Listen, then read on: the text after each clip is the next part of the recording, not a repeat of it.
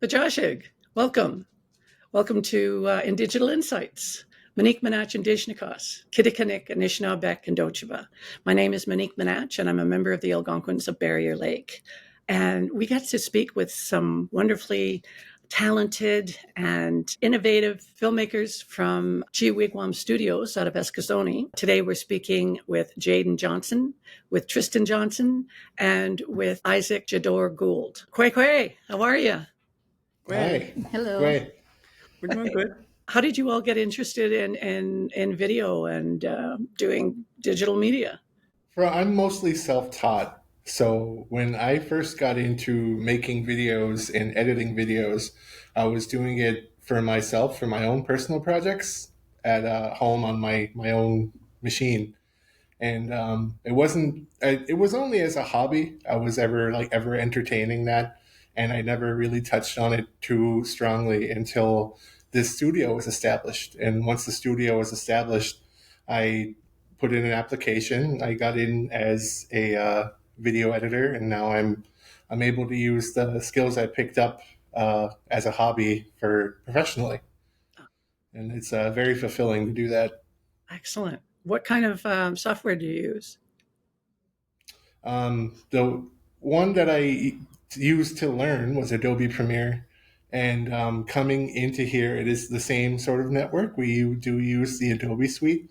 We started to branch out into other forms of recording media. Like we've just had a training in Pro Tools to be able to better record as a recording studio. I always been a creative, and I would focus on like painting, and I was really interested in film growing up. And in high school, I took a film class. Language revitalization was always just like important to me too, because I lost that like language along the way, watching like English TV shows. So I think like being here is just super, super important. There was a film that was translated that our boss did, and it was Chicken Run and Mi'kmaq, and that really inspired me. And I feel like I was just at perfect place at the perfect time for like this work. I went to school for media in like at NSCC, so yeah. And how about you?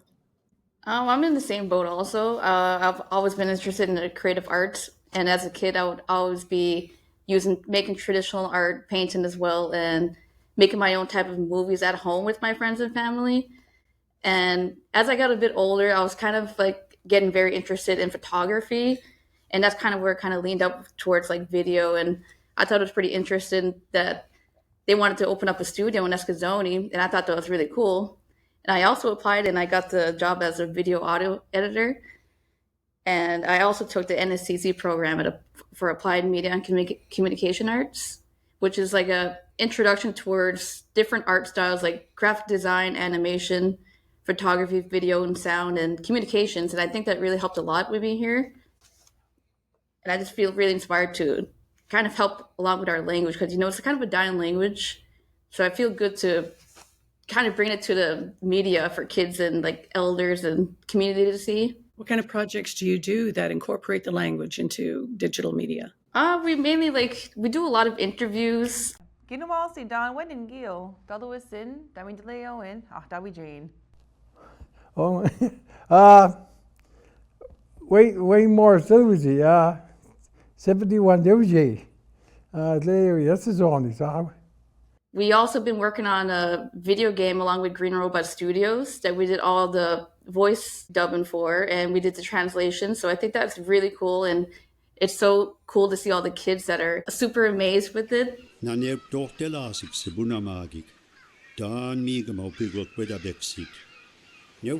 so nice to be able to hear Mi'kmaq in the game.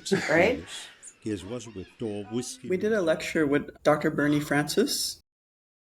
Nadora Bozinek. Ja. Ait. Kudenige Kitchgagru school ma. Lawa school mu bait. It was like a linguistics class that we had recorded. We also do words of the week, like on our social media. Skidega Mujawati. Skidega Mujawati. We filmed like a lot of like grand openings. We filmed the Fish and Derby last year, and we kind of helped with the promotion of it as well. Were you out in the boats? No. Unfortunately, we were not on the boats. I don't think. Were you guys? I wasn't there for it. No. I was away. No, I believe the owner of the studio, Tom, was on a boat for part of that anyway. That'd be cool. What kind of things do you want to do?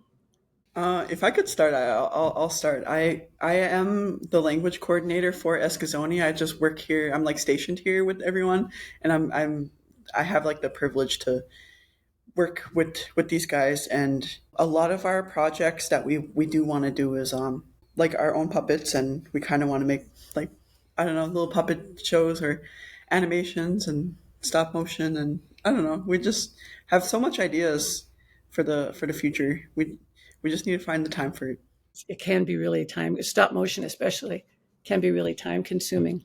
Do you go out for various like community events? Yeah, I would say that we're tasked to take on a lot of those community live events in terms of capturing and occasionally even live streaming. Just recently, our team was tasked with live streaming. We had a community wrestling event that just happened, so that was live streamed to the community online, and it was done by us. Isaac was the one that was at the wheel there. We've also done the Christmas telethon every year. It's a fundraiser for families that are less fortunate to be able to enjoy the holidays, and we've done it for 2 years now. That one is really fulfilling. We have we only just streamed it onto our YouTube channel as of this last year, but like it feels like with each year we get experience doing it. It's a lot of fun to be able to be involved and then to have the community come out and to hear so much of the language being spoken too. It's also a very big bonus. We have a lot of very talented musicians in Eskasoni, and a lot of them have come up with their own handwritten songs, and it's really nice to get that captured. Absolutely. And what are some of your more memorable moments with elders when you were interviewing them? Getting to sit down and hear elders like speak and like tell their stories, I think is really, really powerful. To me, in my brain, once they're gone, those stories go with them. And so, getting to hear them when you're behind the camera is really like a really beautiful, touching thing to get to be a part of. Especially, they get to speak in their own language. I feel like a lot of media is just in English. So letting them be able to speak their own language, our own language, then I think that's really beautiful and fulfilling. Do you take them out on the land? No, most times it's just mostly in studio. Yeah. We've had a couple, I feel like we've had a couple of those experiences. Like we do interview elders in the studio. We've gone out to visit them in their home and recorded them in their home if that was how they chose, just for their comfort.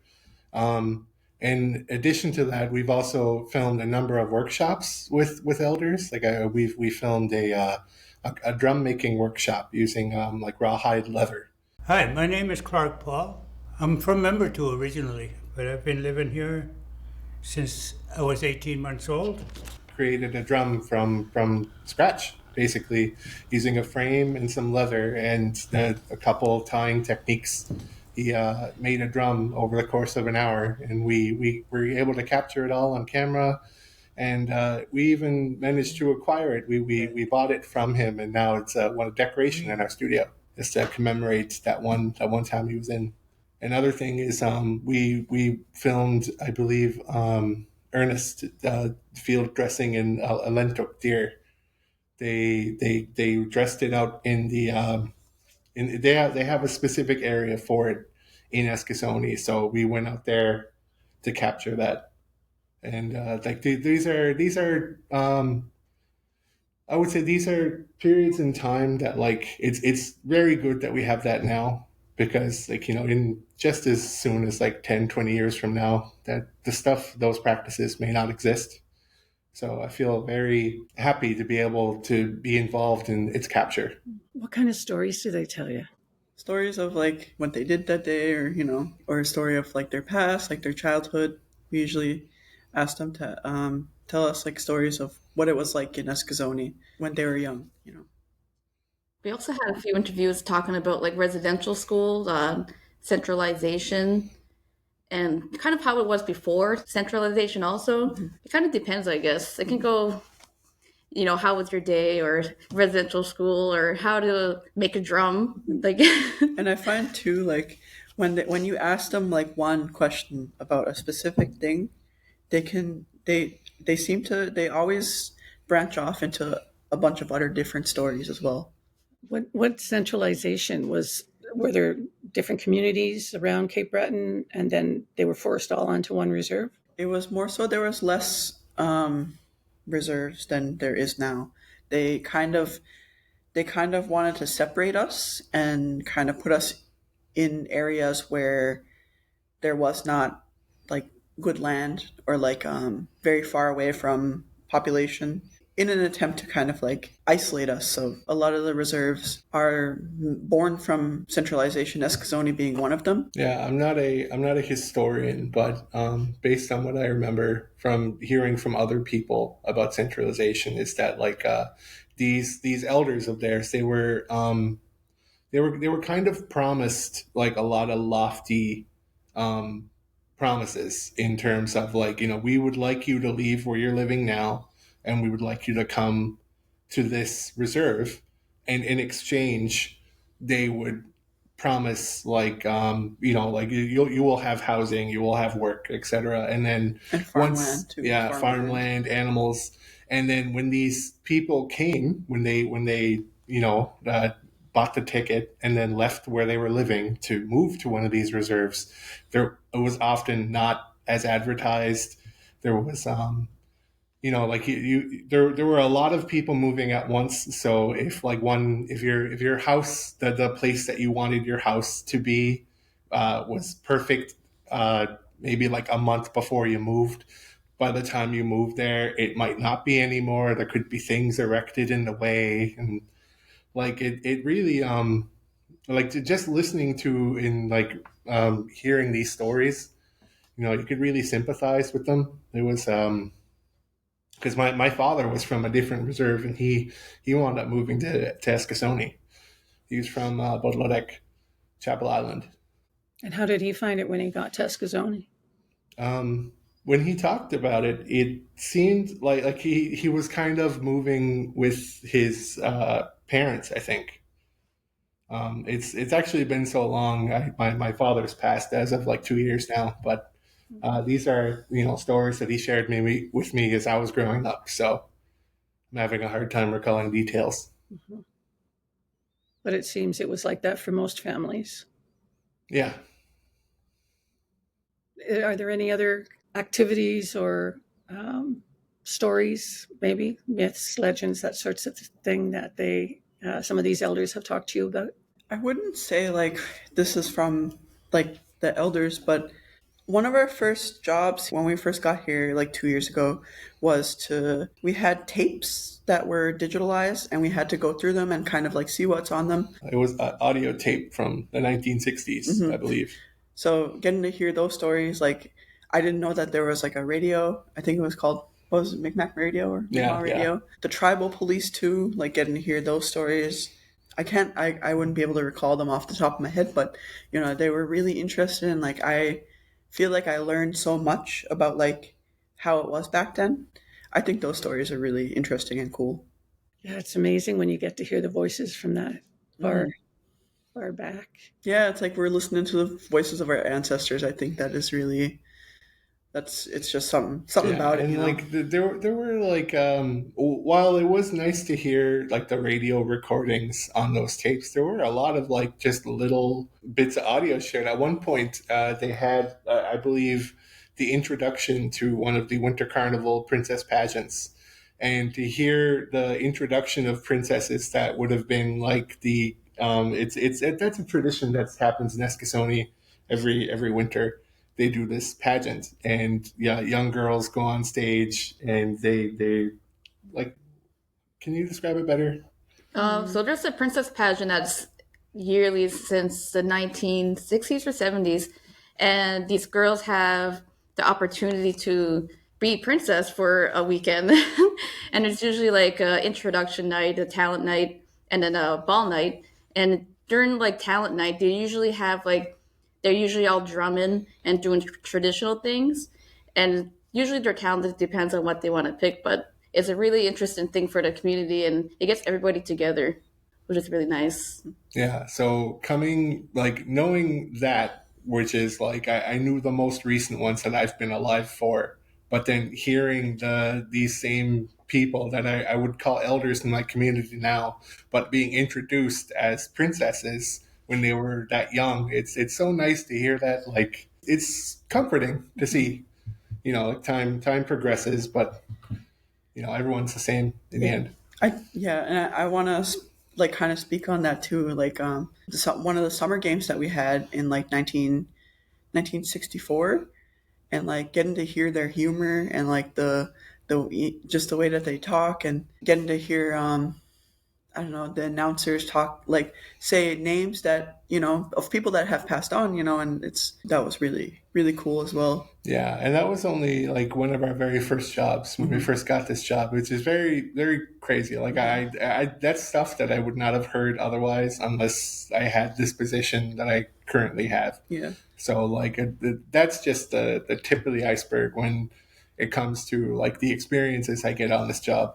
Yeah. I would say the first job was very memorable, getting to hear all those voices of the 60s, Absolutely. So some of excuse me, some of the people who are elders now, you were able to hear them as kids talking? Yeah, as young adults, I would say. Yeah. But yeah. One actually was Bernie Francis, and like we were listening to it and we're like, is that him? And because he came in like a week before or something we were doing an interview with him, and so it was cool to hear that. Me and Tristan kind of put our heads together and we're like, is that him? I don't know. And then he's got such a distinct voice, and he was working in radio, in the 1960s. So like now he's got his doctorate. He's a linguist. He's off on all these other adventures now. But to hear a little bit of how he got his start was also a nice little tidbit there. Yeah, because it preserves the history. Yes. Yeah, definitely. How much of the language did you hear spoken? I feel like they mostly spoke in English on those old tapes.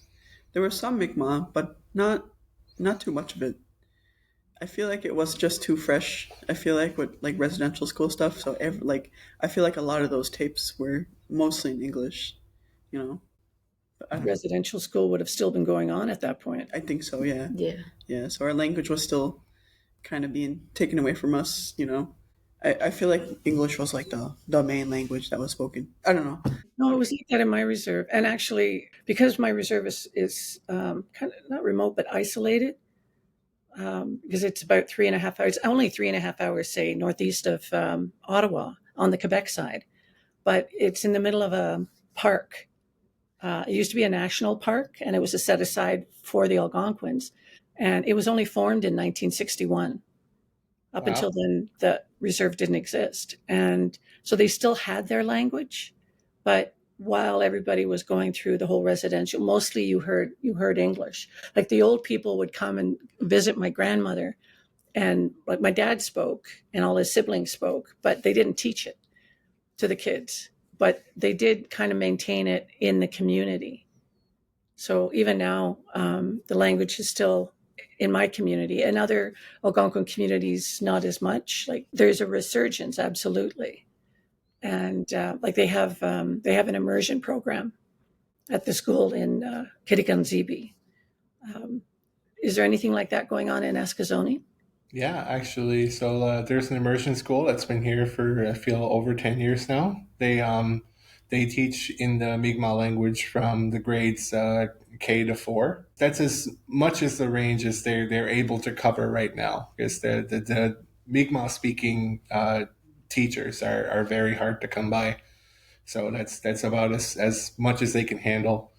But that's led to some good results, and I know there's a lot of those kids just recently graduated high school from the first class. So and a lot of those kids are very, very fluent. So like we do see results there. The fluency in the reserve has always been kind of a sensitive issue in that while the language is used, I feel a lot of the youth nowadays get more use out of English, so they don't have the opportunity to exercise their language enough to the point where it gets familiar. So that's kind of part of why this studio was established. Its main goal and mission statement, I would say, is the preservation and revitalization of the Mi'kmaq language. Are there many live events that are specific to the language? Are you able to videotape any of those? Yeah, our hockey nights are in Mi'kmaq. Like our chief does the what's it called, the play-by-play, the commentary, the play-by-play, and he's very passionate about it. Oh yeah, so it's very entertaining. That's fabulous. I'd like to hear that. Like he shoots, he scores. What's that in Mi'kmaq? I wouldn't know. I'd have to look it up. He's definitely said it though. Yeah, we'll need to find that recording. Yeah. Yeah. That'd be great. Well, you can tell anyway, I guess, when it happens. But yeah, that'd be terrific. Are there so the hockey game? Do you guys? Is there a radio station now in Eskasoni? I think the radio station owner, which was a man by the name of, I believe his name was Jaiden Johnson. He passed. I want to say within maybe 20 years ago, within 20 years, definitely. And since he passed, his family, I believe, has been trying to reestablish it, but it's difficult. So it continued for a couple of years after his passing, but as of right now, that I know, that everything there is on hold. Mm-hmm. Where all of the equipment is there, it's still ready, but the family's got its own issues to work out before that can be focused on. Yeah, that happens in community radio, especially when it's usually one person or one family who is the driving force behind it. Yeah. When you guys are videotaping events, do you broadcast them online? Or you said you did some streaming. So we've streamed in two different ways. We've streamed directly to YouTube, and we've got a live stream from our telethon currently available on there, and that wrestling event that we covered. There's some muted moments as the audio was copyrighted, but for the most part, the bulk of those two events are on there. The other way that we've done this is we have a community channel in Eskasoni, and it's the channel 14, I believe. Yeah. It's a cable channel that most people that are on cable in the community have access to, and we were able to stream directly to there from the telethon. So anyone with a cable access was able to tune in to the telethon to make pledges and whatnot, and watch the entertainment. It was a nice way to be able to do that, to access it to the community, and we're hoping to be able to do that more in the future. We have current projects underway that none are 100% approved yet, but we are hoping to to go one step further and be able to broadcast to the channel from our studio. Right now we are unable to do that, but that is the next step for us. As far as community events go, in terms of powwows and stuff, we haven't captured anything live and uploaded it via streaming. We have gone and got footage from powwow ceremonies and dancers, and have used that footage in other projects because it's important for us to have access to that. It helps us find our identity mm-hmm. in making projects like that. Mm-hmm. I used to live in Moose Cree First Nation. That's where my son's family is from. Every Wednesday night, or Wednesday during the day, we'd go get our bingo cards, go over to the northern store and pick up our bingo cards. And then my son and I would play. They had it, it was on the community radio, but they would also, it would be broadcast on the community channel as well. We used to have that, we're working on getting it back, I think. We used to have bingo on the ETV on Channel 14. I remember being a kid and asking for a ride between 9 p.m. and 10 p.m. was always impossible. Off the table. No. Yeah, because my grandma was always playing bingo. My aunts, oh my gosh, yeah. when I was younger, I would like to access the internet when you were a kid at my age. You would have to use a dial-up modem, which would take over the phone line. So I was not allowed to use the internet between 9 and 10 because that's the bingo call-in line. And if my father picked it up and it was making weird computer noises, he would shout and shout, then get me to turn off my computer. That's right, KC1. Yeah. Yeah. They would do it in English, and they'd also do it in Cree. Oh, wow. Oh, nice. They would say it in English, but then they would say, whatever B17 in Cree. So that it was cool because it's both. Can each of you tell me what I guess what's your favorite part? What's your favorite skill or favorite project?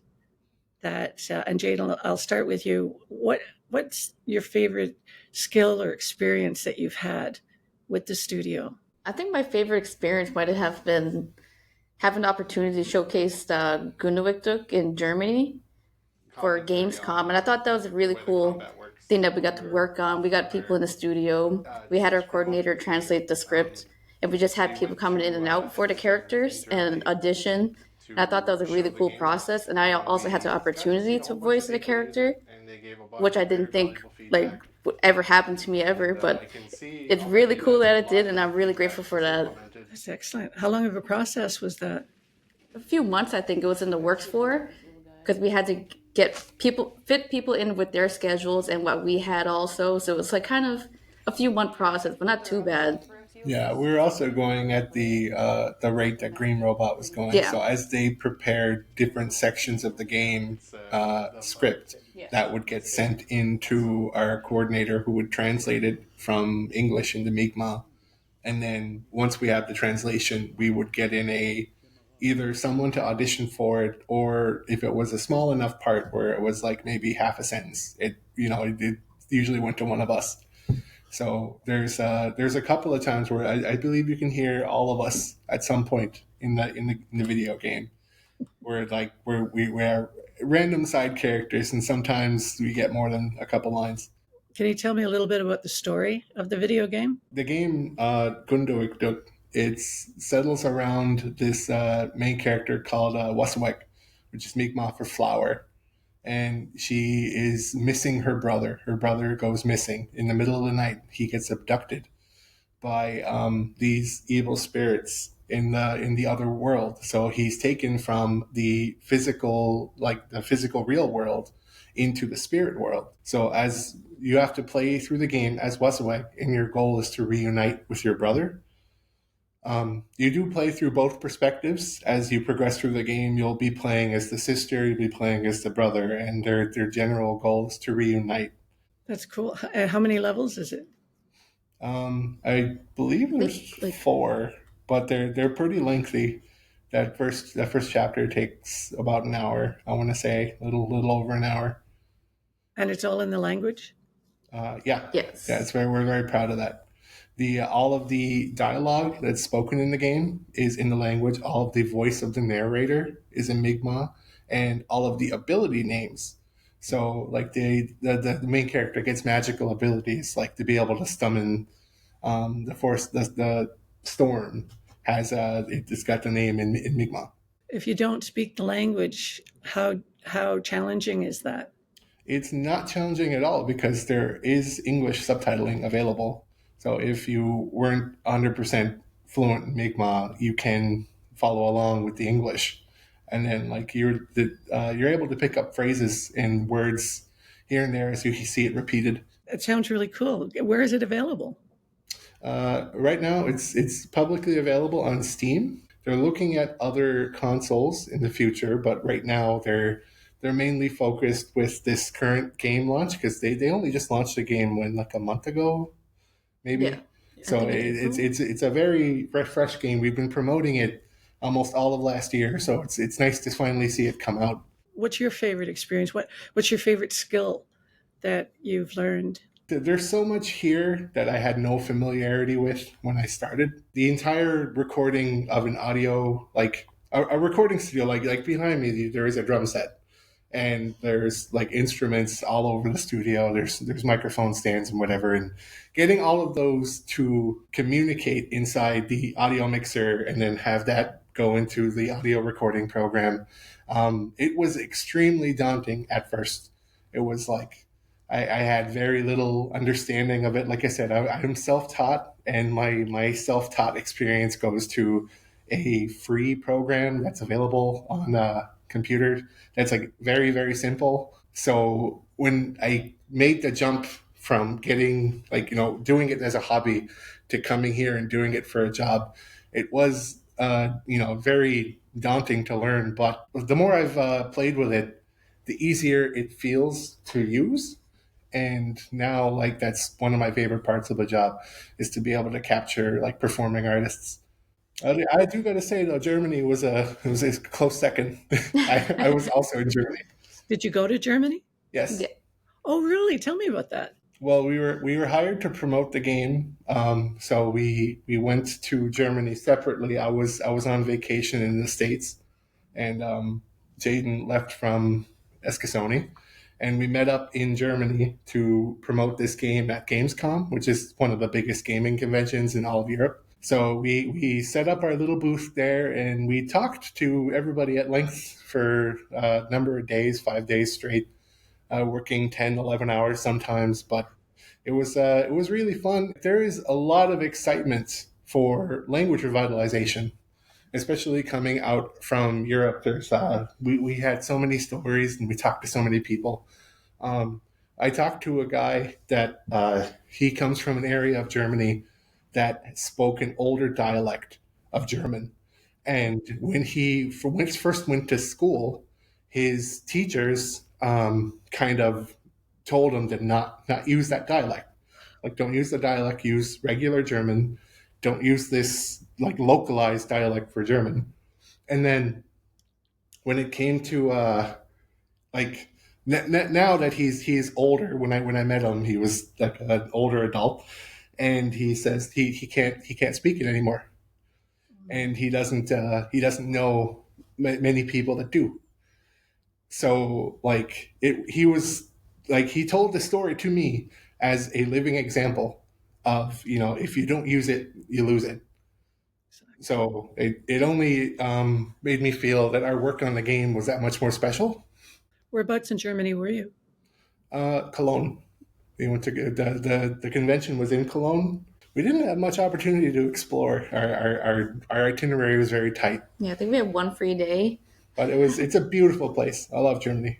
And how about you, Isaac? What's your favorite skill or experience? One of my favorite skills that I've learned here is most likely just graphic design. I make a lot of posters, and probably the camera work too. Like, just improving on my skills behind the camera. Also, just communication too. Like, I feel like I've learned a lot. I've learned to talk to people, because like usually if people need tours of the studio, I'm like the main person that gets to talk to people, I guess.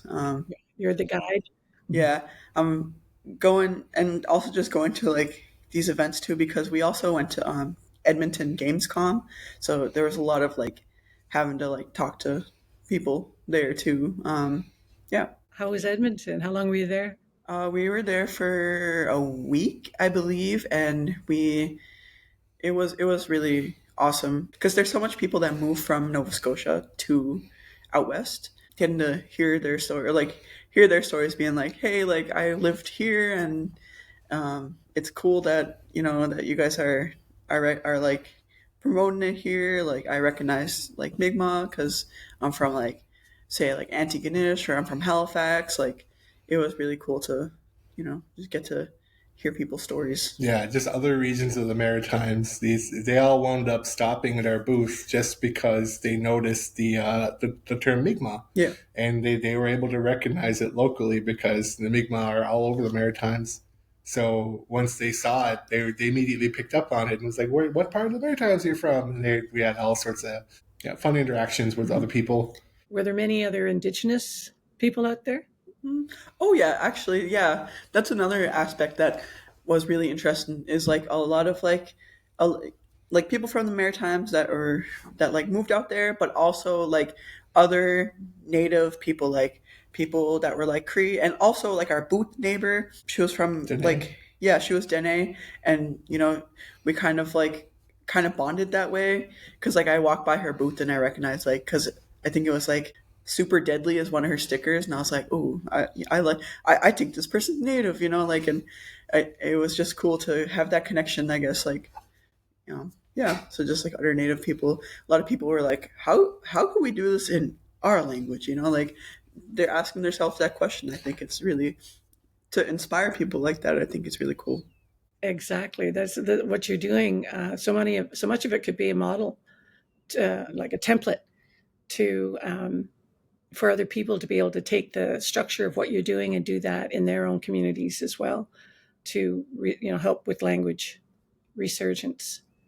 The organized ICMI, we're Indigenous Culture and Media Innovations, and we've recently received funding for a project to make a prototype, create a database first for Algonquin. And this is something I wanted to ask you about, because we're going to be going to all 9 Algonquin communities, or 11, I think, communities, find out what they've got written, or what they've got like visual, or what they've got materials as far as language is concerned, because there's so many different dialects. But you must find that too. There must be you were saying Listagush, that's a different dialect. Like, how many different dialects do you run across in Mi'kmaq? So like we find a lot of different dialects in the run of the mill with this job, because like I said, Listagush in Quebec, we met with someone out there. He actually what's his name? Roger Lee Martin was the name of this very, very nice man.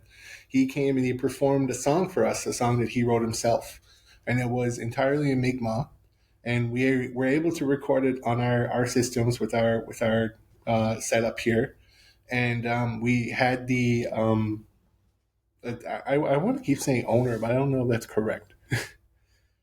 What do you mean? Like that, how Tom relates to us. Our boss? Yeah, our boss. Our is boss. like- Boss is a much better word. Yeah. I'm going to start using boss. Yeah, So, our boss, Tom, he was here filming, like, watching it being filmed, listening to the music performed, and then we thanked him very much for his participation here, and then wished him luck, because I think he had like an 12-hour drive to get home. So it was, he was in a rush to get going, and after he left, it wasn't until he was gone where our boss came and was like, there are words he used that I've never heard before. So like there's so much more Mi'kmaq to learn that's out there. Like, who knows how long it's been since we've lost it, but like maybe they've had it, or maybe they came up with it. Like there's a lot there. And we've actually run into some like minor issues, because like our word of the week is something that Isaac is responsible for, and not responsible for. That's poor to say. Pretty much. We've all done effort on it. Yeah, it's like a team effort, really. Yeah, really. That's just the whole studio thing.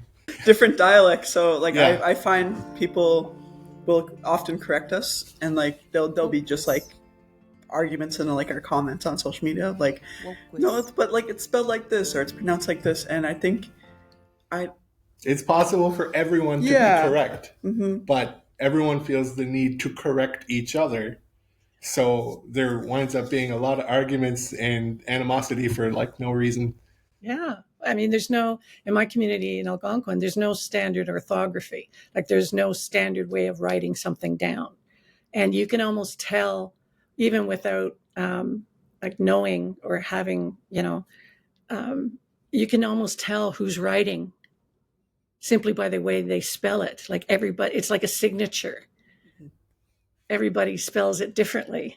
And it's like, oh yeah, that's got to be Anita because she spells it like this, or that's got to be Joanne because she spells it like this, or and it's the same community, but people just spell it different. There's no set way, considering we come from an oral tradition. Well, it absolutely makes sense that there wouldn't be. We didn't write down the language. That's exactly it. We're an oral tradition. I feel like all native languages are. I feel like having to write stuff down is such a colonial construct. So, Exactly. That's what I believe anyway. I know what you mean about those words, because often they've created the words based on the environment. We have words in our language that we call it locative. It's literally based on a location. And the word may be because of the formation, or because there's certain animals or plants found there, or it could be something that occurred in that location. But the word has come to mean something. Yeah. We have spots like that in Eskasoni too. Like there's a whole region of Eskasoni called Kji-Wikuom, and the translation is just like past the river, and it's just what it is. It is what it is. It's the area past the river that runs through our reserve. Is that area is called Kji-Wikuom. Where Kji-Wikuom was a general region, we also have a lot of street names that are related to, like sometimes it's just related to people. So it's like the Mickey's Lane, for example. So there was someone that named Mickey that lived on this road, that they just kind of called it that, and then other people moved in after, but then that street name is the same now. Yeah, it's the same, and both in Moose Factory. I remember there was Hannah Sailor's like street, and I asked my son's great grandmother. We say Jaban, like he was her Jaban and she was his Jaban. It has the connotation of being that, great grandmother or great grandson or great granddaughter.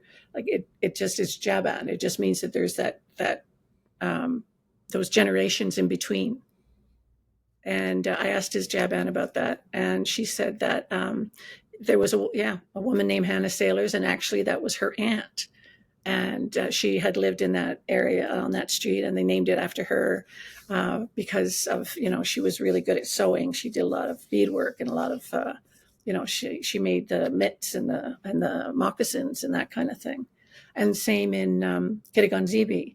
One of the roads is called Commanda Lane, and that's because all the commandas live. Like they all had land there, so they all built their houses on Commanda Lane. So that's they just named it after them. That's where they all live. We have streets like that too, like named after like last names. I can't think of any off the top of my head, but like just like Gould's Lane, Denny's Lane. Yeah, there you go. There you go. Those are the main two I think of. Yeah, it's and so that that idea of being locative that way, I think that sort of crossed over from our language, from our languages, and the word creation into it, and we still do that even in English. Yeah, I love that, because like it shows like it's our heritage, where our ancestors would have had more use for calling places by what was there. So they would say like their names for locations describing the general area of the location makes a ton of sense, and I'm glad to see that we're still doing it moving forward. Yeah, because there was that deep connection, and everybody looked at it the same way, so they all knew what you were talking about. And considering how from what I've been finding, all the Indigenous languages that I've run across all have that descriptive. They're all very descriptive and verb based. It's like your sense of humor, like it's pervasive regardless of what language you're speaking. It's that the whole way of looking at things. It's the whole way of how you perceive the world around you. There definitely there does. And but what I was thinking of is there are words that sound very similar. Like, what do you say for welcome? Jalasi. Jalasi. We say Pajashig. Oh wow! So I see the similarity, because like with your like the P in sound in yours, we have it kind of as like almost like a silent, not silent. It's just I don't know. It's more like Wigwam. And the K is kind of silent. The P in Jalasi is also silent in the same way. Exactly. And we say Kji, and you say G. How do you say thank you? Willalin. Willalin, yeah. See, that's different. We say Miigwech. But there's so many different ways of spelling that too. There are people who do like Miigwetch, but the ch sound, what I've been taught, most people agree in Rapid Lake, and Barrier Lake is also known as Rapid Lake, is like a TC for the ch, as opposed to TCH or a DTC. Dish, like, and that D is silent, but it gives it that extra kind of, like, Yeah. Yeah. And I'm wondering too, like, even in other parts of Cape Breton, are there other dialects that you come across? I wouldn't say so much as, well, just like what's it called? Like phrases. Like in New Brunswick, they would say bana, and like Elsie Buktuk, I think they say that, and they would make fun of us because we would say like Johnny also. Like a lot of people, like specifically Eskasoni, they'll be like, they're kind of like made up words in different races, I feel. Just like kind of like that kind of stuff. Just like res slang. Yeah, res slang. That's the word I was looking for. It's like so like I wouldn't call it dialects, but just slang. Yeah, it does differ from like res to res. Mm-hmm, mm-hmm. Exactly, same, or even just the accent. Oh yeah. It's sort of the emphasis is on a different syllable kind of thing. Like. Yeah. I get that a lot too. Like what's it called? People from just like 3 hours away would say like people in Eskasoni speak faster Mi'kmaq, or like they speak faster in general. Like, yeah, and it's the same like the Algonquins and Barrier Lake. It's more of a sort of a monotone, like it's very even keeled kind of thing, Whereas Kitigan-Zibi is more sing song. The way they talk has more of a sing song, and it's funny because we always said, when you're in a room full of mainstream people, they all say, how are you? How are you? How's it going? How are you? But if you're in a room full of Indigenous people, it's where you're from, because we're always looking for that connection. We're always we're cousins. Who's your family? Yeah, I was going to say that's one that comes up a lot. Mm-hmm. Like when Wutchel. Yeah. Like, who's your father? Exactly. Yeah. Yeah. Or who's your grandmother? Or Everyone is always eager to make that connection. Exactly. Yeah. And so, it's just, I guess, just the to me, it always goes back to that connection to the land, that connection to relationships. You must find that your relationship with your community has changed since working at the studio.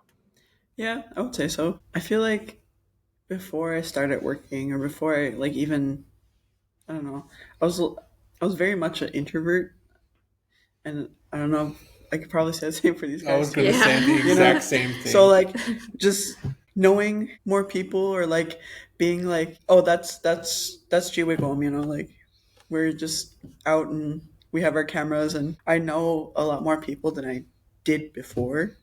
I feel like we... Yeah, there are a lot of connections that we make through this job. Mm-hmm. And like going to these community events, like Isaac was saying, I really identify with the fact that like I was an introvert, or if I had the choice, I would usually stay in. But because of this job, because of what I'm doing now, I'm reaching out. I'm at these volunteer events. I'm seeing all these new people, and it's really like I do feel like a stronger connection. Getting into this work with the people that we see, it's really special, and it's something that's very, very touching. How about you, Jaiden? Yeah, I really love it. I had the opportunity to even find out some family that I didn't even know that was family with, just from going to these events, which is really cool. I had some family from Chapel Island, I'm pretty sure, that I wasn't sure. Like, I know I have family there, but I didn't know that you were this close. Like, we're really like kind of all connected, I guess. And it's so interesting to like go out to all these and meeting all these new people. Oh, like we're cousins. Like, what? Okay. Like, it's really cool. Like, I love the job.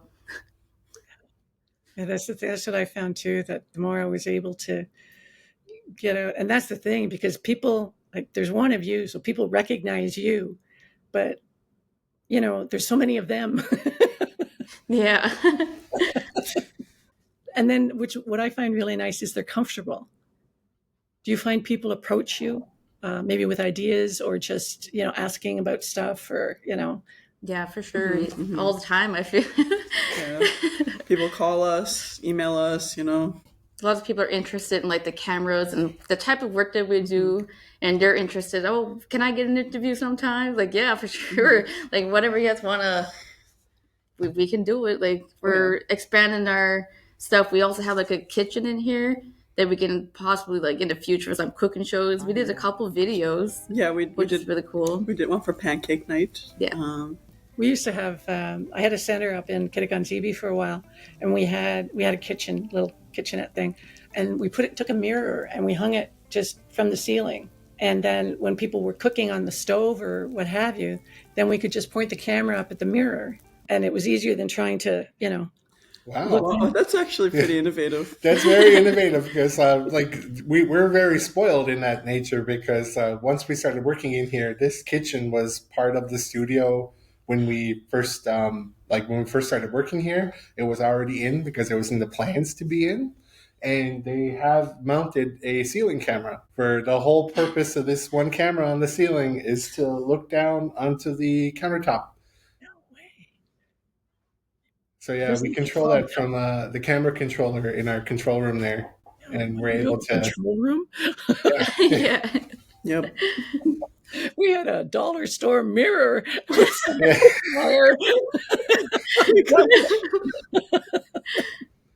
That's amazing. We're just a little spoiled with the studio. Just a little bit. Mm-hmm. That's fabulous. Oh wow. But we had fun and we got to eat the food, so that was good. Yeah, I feel like we've only used this kitchen inside the studio a handful of times. Like you said, we did do the pancake video.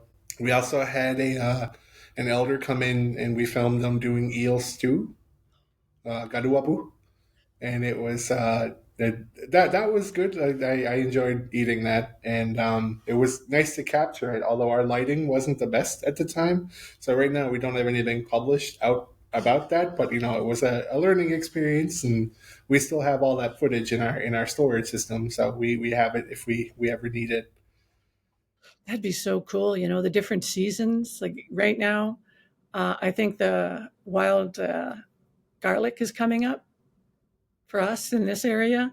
Yeah. The strawberries are going to be blooming. Strawberry is the first berry that comes up. And to have like elders come in with the old recipes, like the eel soup, and for the different seasons, having them just show you some of these, because they get lost too, Yeah.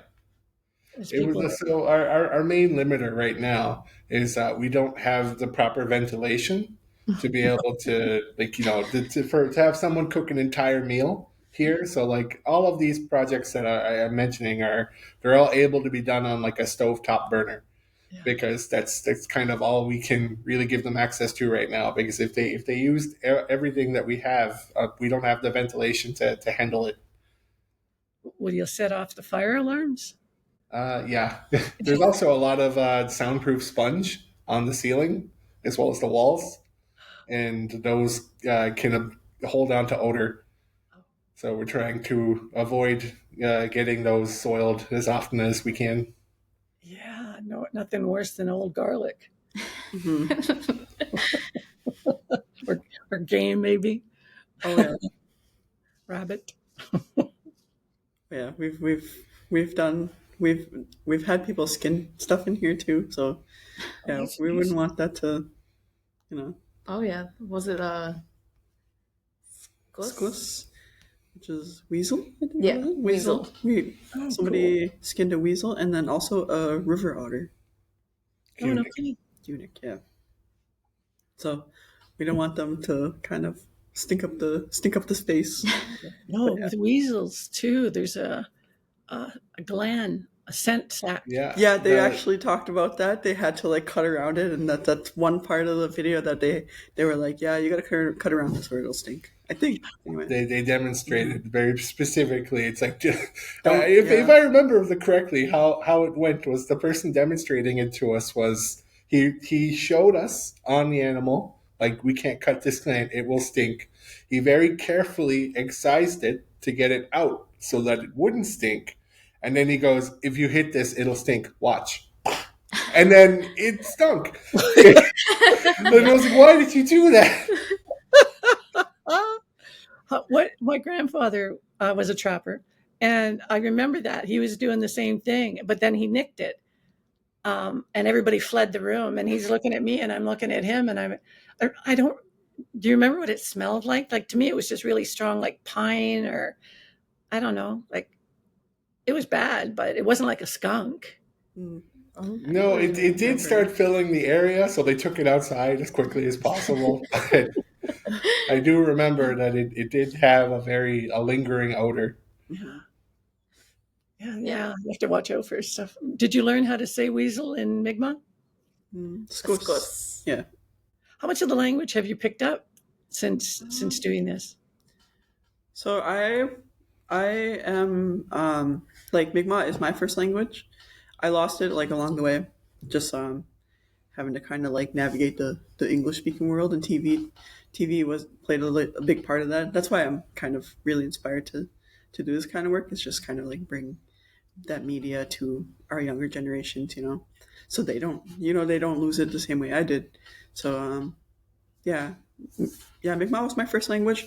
I'm not like completely fluent, but I can like hold a conversation, like, and I do know words, and also, especially working here, speaking to elders, and like also just having to find words for word of the week has helped me like learn much more than I did like 2 years ago before I started working here, and also gaining the confidence too to speak it. Yeah, like I feel like I can read and write it to a good amount of degree, but I can't speak it conversational, like the grammar structure I still hang up on.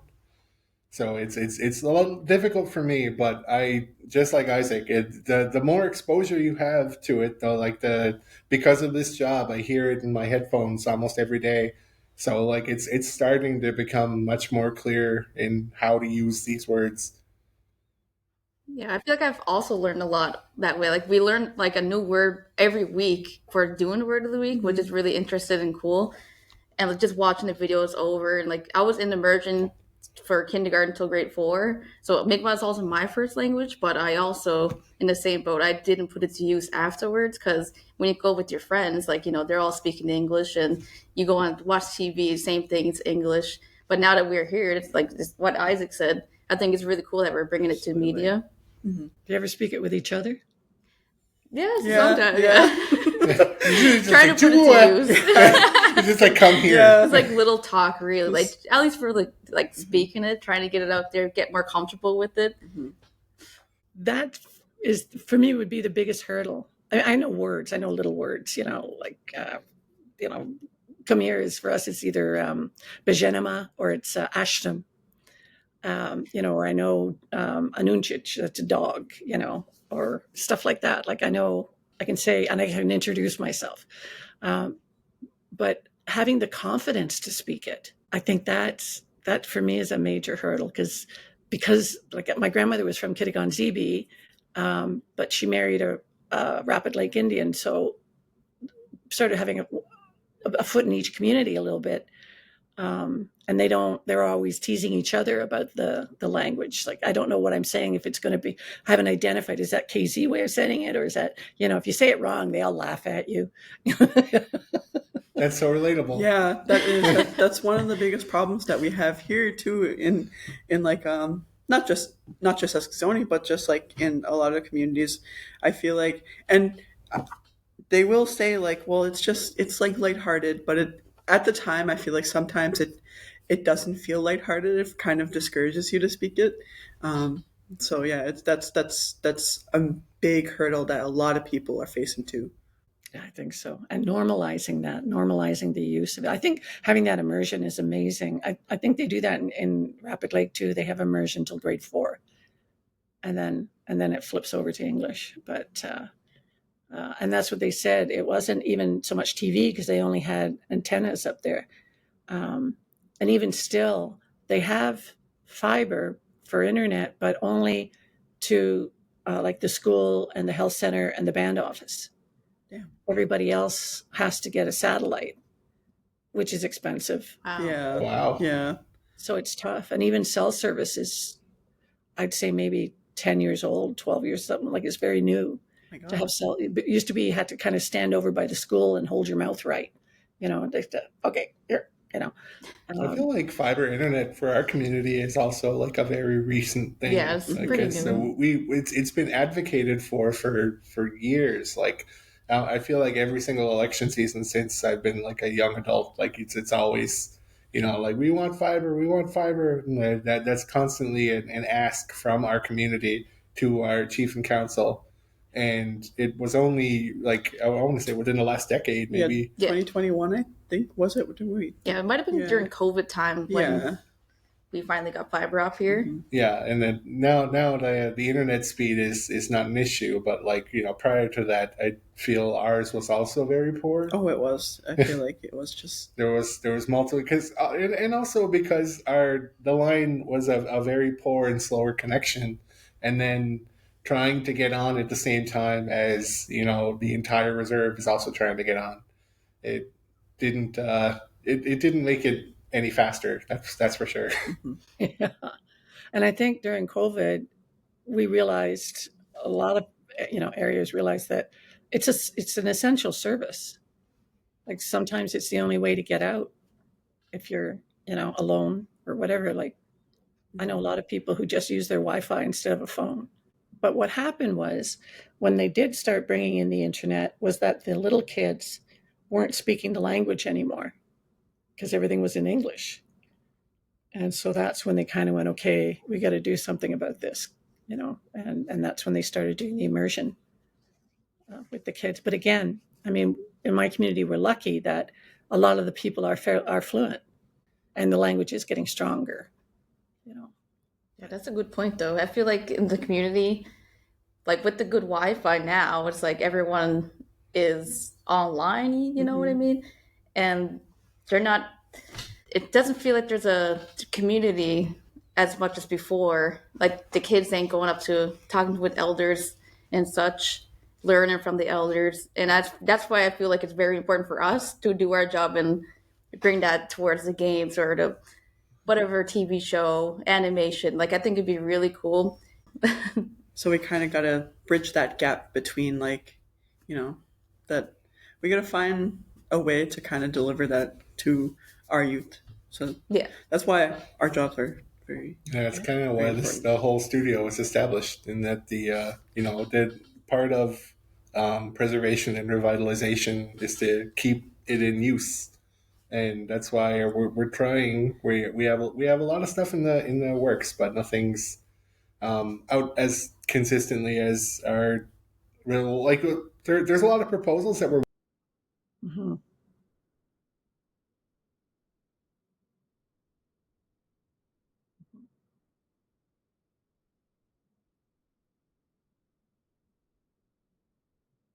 That's fantastic. And considering you've only been around for 2 years, I mean, you guys, you're doing really great. That's all.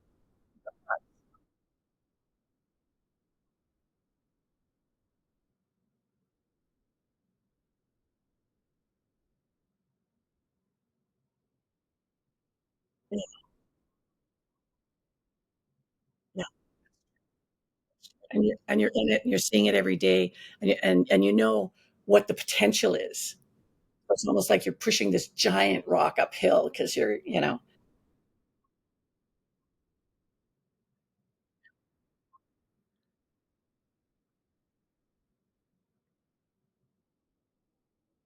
Before I let you go, website, social media.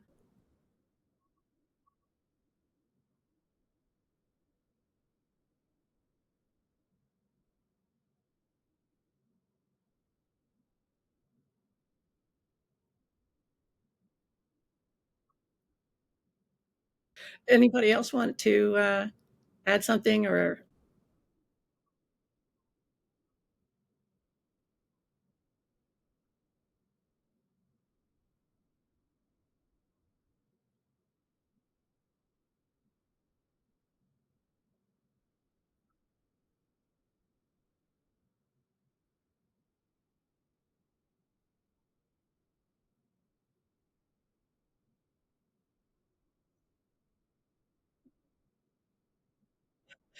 Well, you guys are all really inspiring. I feel like I want to go do something now. I don't know what, but I'll think something.